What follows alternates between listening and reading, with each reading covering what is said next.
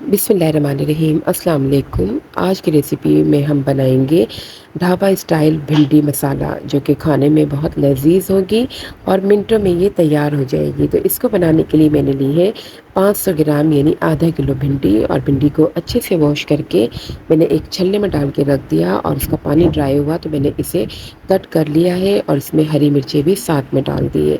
अब एक पैन में मैं हाफ़ कप कुकिंग ऑयल शामिल करूँगी। ऑयल को गर्म करके हम इसमें एक रफली चॉप किया हुआ बड़ा प्याज शामिल कर देंगे। प्याज को हमें बस सौटे करना है, बहुत ज़्यादा नहीं पकाना है। इसका कच्चापन हम दूर करेंगे और इसके अंदर शामिल करेंगे 2 टेबल स्पून कुटा हुआ अदरक लहसुन।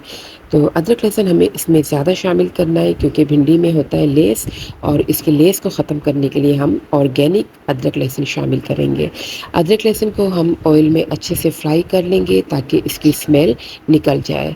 तो बस इसे फ्राई करने के बाद हम भिंडी को भी इसी में फ्राई करेंगे, क्योंकि जो अगर हम मसाले डालकर फिर भिंडी इसमें डालकर फ्राई करते हैं तो भिंडी बैठ जाती है और खड़ी खड़ी भिंडी आपकी नहीं बनेगी। तो बस भिंडी को हम इसमें डालेंगे और अच्छी तरह से 2-3 मिनट में इसे फ्राई कर लेंगे। भिंडी का कलर भी बिल्कुल ऐसा ही रहेगा और भिंडी बहुत अच्छी सी हमारी फ्राई हो जाएगी। बस भिंडी को फ्राई करने के बाद इसमें हम एक रफली चॉप किया हुआ टमाटर शामिल कर देंगे। टमाटर शामिल कर कर हम इसमें दोबारा से इसको फ्राई करेंगे और इसे अच्छी तरह से हमें फ्राई करना है। भिंडी बहुत ही फ़ायदेमंद होती है और खाने में भी बहुत मज़ेदार होती है, तो इसको ज़रूर इस्तेमाल करें, इसके बहुत से फ़ायदे हैं। तो भिंडी को अच्छे से टमाटर के साथ हमने फ्राई कर लिया है। अब हम इसे कवर कर देंगे थोड़ी देर के लिए ताकि टमाटर इसके अंदर अच्छे से टेंडर हो जाए।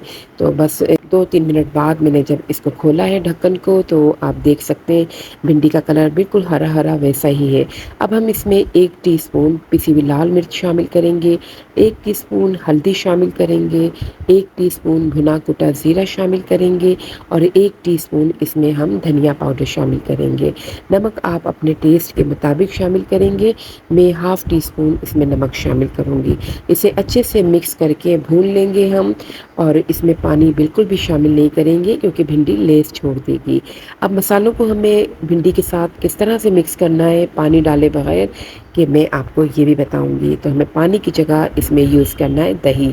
2 टेबलस्पून में इसमें दही शामिल कर दूंगी और इसे अच्छे से दोबारा से भून लूँगी। इससे यह होगा कि मसाले बहुत अच्छी तरह से भिंडी के अंदर चले जाएंगे और हमारी भिंडी बहुत ही मज़ेदार और बहुत ही अच्छी सी तैयार हो जाएगी।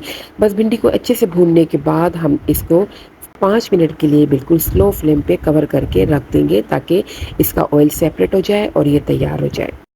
भिंडी की वो स्टोरी तो आपने सुनी होगी, भिंडी और आलू की। एक दिन क्या हुआ कि भिंडी को आलू ने आई लव यू कहा। भिंडी को आया गुस्सा और भिंडी ने उसे खरी खरी सुना दी।